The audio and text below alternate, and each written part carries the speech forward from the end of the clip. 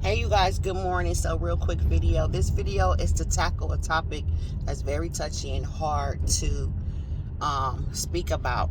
It's about racism and bias intents. A lot of racist tactics are being displayed as of today. It's not getting better, it's getting worse.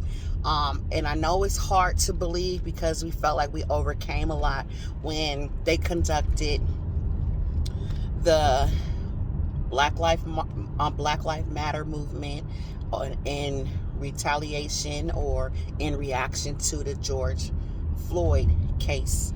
Unfortunately, I'm seeing the tactics of like redlining. If you don't know what redlining is where they redline a city with these zones to keep people in poverty of the minorities to be placed in one area and not allowed to move up in a better area because they feel if you are of a different culture, ethnicity, that you will lower the area by moving you into their neighborhoods. So it's called redlining, and redlining is done at local banks in this area where they will approve you for a certain amount that will not qualify you to have a loan high enough to be able to move into these particular areas, no matter your income bracket.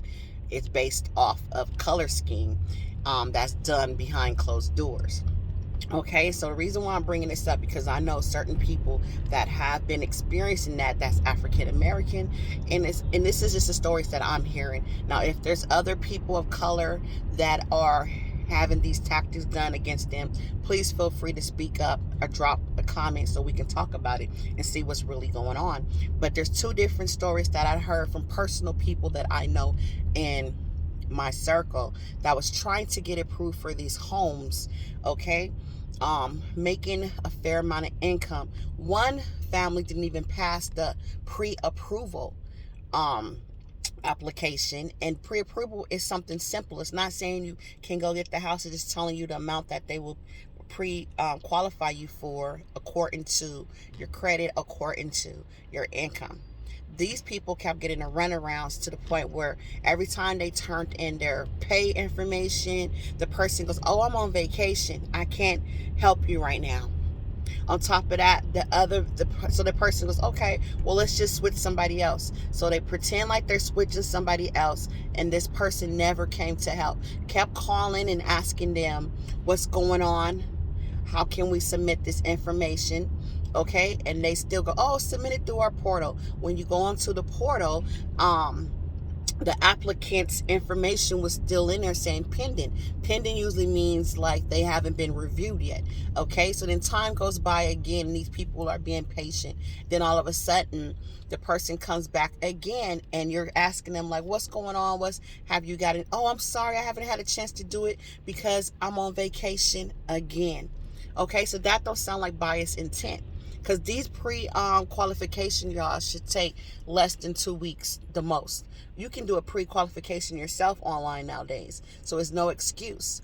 Okay, so then this went on and on. The next thing you know, all of a sudden they're verifying these people income multiple times. Like, it's unbelievable that an African American person can make that much money. Kept verifying, kept verifying, kept verifying, kept calling, kept calling. Okay, once that still was verified, then they call back, "Oh, we need more proof so that we can verify the information." Not knowing that the boss is telling the person that all these people keep calling trying to verify you, trying to verify your information. They did it more than once. Okay, now they call another person like they never got through, and not knowing that the boss is communicating with the employee like, "Yeah, they keep trying to verify you." On top of that, right? Long story short, they never even made it past the pre-qualification. And then another person was on the news that's African American, said the same thing was happening to them. Another person that I know said that they was getting qualified, but guess what?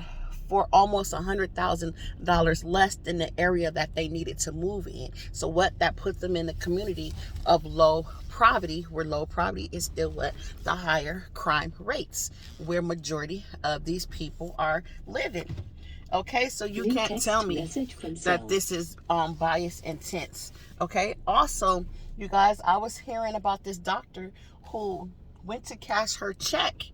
Okay, and the bank would not allow her to cash her check or to open up an account, because they said this is fake, and we're not going to even take a chance of you committing fraud. She was a young African American lady. They couldn't believe that she had a check at that amount, and come to find out it was a bonus check, so that's why she had got so much for signing on to a new company.